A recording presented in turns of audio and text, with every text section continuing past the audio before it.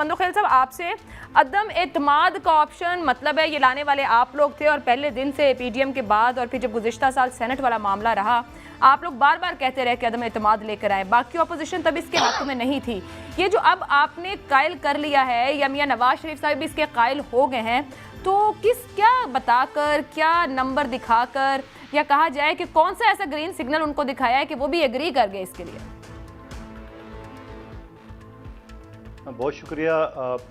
आप सिर्फ पहली बात तो इस बात की शाबाशी पीपल्स पार्टी को, स्पेशली आसिफ अली जरदारी साहब को, बिलावल भुट्टो जरदारी साहब को, कि इन्होंने शुरू में ही इन हुकूमत, जहाँ वफाकी हुकूमत 4 सीटों पे और सूबाई हुकूमत पंजाब को 7 सीटों पे खड़ी थी, अदम एतमाद की तहरीक की बात की, क्योंकि पीपल्स पार्टी एक जमहूरी उसूल और जमहूरी बुनियाद पर कायम है। इस वजह से वो धरने और इन चीज़ों पे, पीटीवी पे, सुप्रीम कोर्ट पे और कब्ज़े अमले, ये इस चीज़ की हमी कभी भी नहीं रही है।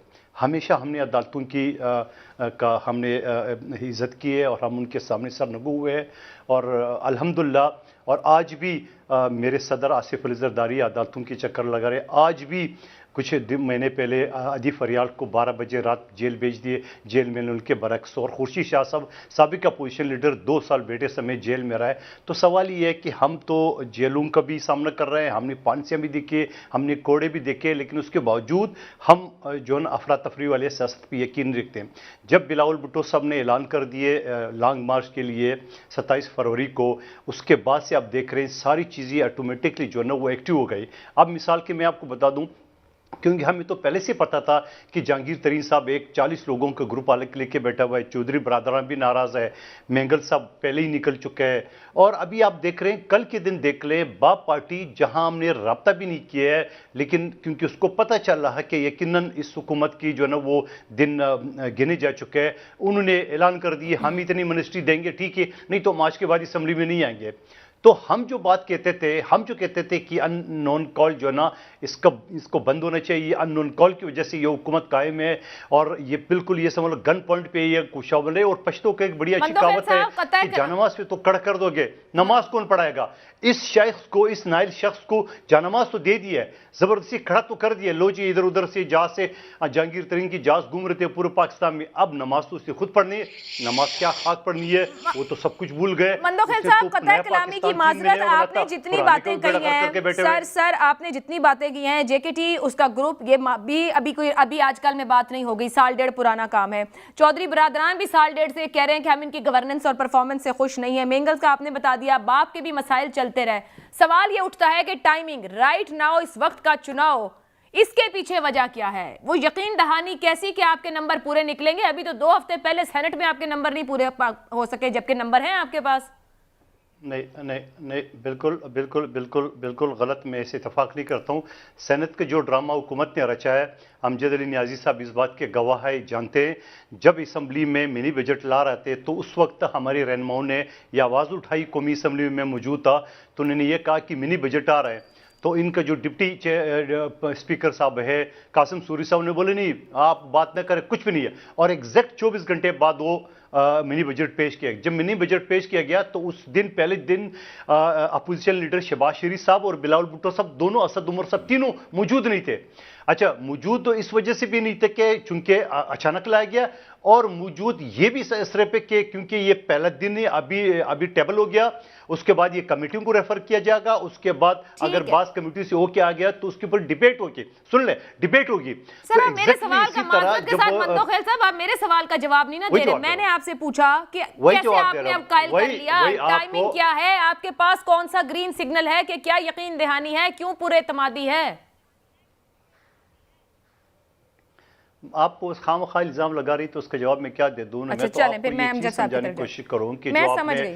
आपने जब गिलानी साहब की बात की, मैंने आपको मिसाल दी है कि अगर आप ये कहना है कि अपोजिशन लीडर मौजूद नहीं था जो कि मुल्तान में था, तो कौमी असम्बली का अपोजिशन लीडर भी मौजूद नहीं था। میرے چیئرمین بھی موجود نہیں تھے, میں تو ایکسپٹ کروں, لیکن چونکہ یہ تاثر امجد علی خان صاحب بھی بہت سارے مرتبہ قائم مقام اسپیکر رہے, ان کو رولز بھی پتا ہے, سارے قوانین بھی پتا ہے, جب فائل ہوتا ہے تو اس کے اوپر ڈیبیٹ ہوتی ہے, کمیٹی کو ریفر کیا جاتا ہے, لیکن اور جمعے کے دن تو کوئی سیشن چلتا ہی نہیں ہے. امجد علی خان صاحب مجھے بتا دے, جمعے کے دن تو ویسے ہی سمجھ لو کورم پورا نہیں ہے, چھٹی. بات یہ ہے کہ جمعے کے دن رات 1 بجے ایجنڈا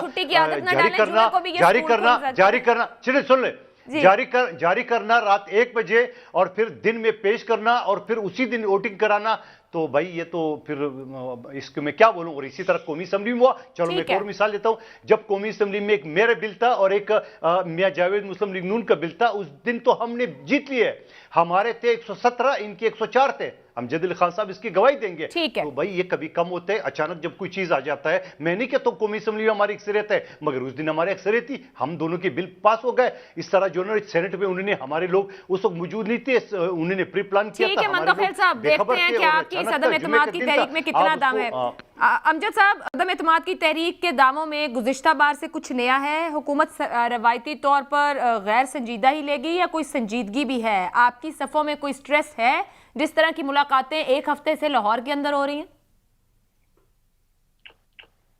پہلی بات تو یہ ہے کہ عائشہ بخش یہ اس کے اوپر جتنی مرضی ملاقاتیں کرتے رہیں, رزلٹ وہی آنا ہے جو اس سے پہلے آ چکے ہیں. کہ یہ ہمارے بازو جو ہے نا آزمائے ہوئے ہیں, اور یہ مقصد ان کا صرف اور صرف سیاست کرنا ہے, پاکستان کے اداروں کو کمزور کرنے کے مترادف ہے. ادروائز اور کچھ نہیں ہے اس طریقے عدم اعتماد میں. اور دودھ کا دودھ اور پانی کا پانی اگلے چند دن کے اندر ہو جائے گا. اور اگر یہ پھر بھی اپنی بات میں مصر ہیں, دیکھیں آج مسئلہ کیا, آج آپ کی پاکستان کی اکانومی بہتری کی طرف گامزن ہے. کرونا کے بعد آپ نے پرفارمنس جو ہے آپ کی بہت بہتر ہو رہی ہے, مشکل وقت آپ نکال چکے ہیں. ان کا جو اصل ایشو ہے کہ ان کو معلوم ہے کہ اگر پاکستان تحریک انصاف جس طریقے کے ساتھ اکانومی کو بہتری کی طرف لے گئی ہے اور یہ پوری طرح ایجنڈا لاگو ہو جاتا ہے تو ان کی سیاست دفن ہو جائے گی. اور دوسری میں بات کہنا چاہوں گا کہ ان کے اپنے اراکین تو آتے نہیں ہیں, پہلے سینٹ میں بھی ہیں یا نیشنل اسمبلی میں بعض اوقات غائب ہو جاتے ہیں. اب ان کے کینڈیڈیٹ اپنے ان کے اراکین اسمبلی کو لانا ہماری ذمہ داری تو نہیں. درست. سر اب آپ سے, سر ان کو چھوڑیں, امجد صاحب آپ سے آپ ہی کی جماعت کا سوال ہے, آپ کے سے 2 سوال ہیں, مہربانی کریں ان 2 کا جواب دیں. آپ نے ایک بات کی بازو آزمائے ہوئے ہیں, اپوزیشن الزام لگا رہی ہے کہ جن طاقتوں پر آپ کا انحصار تھا وہ عدم اعتماد کی تحریک, مطلب اب وہ طاقتیں آپ کے ساتھ نہ اور نیوٹرل ہیں, اس باعث یہ کامیاب ہوگی.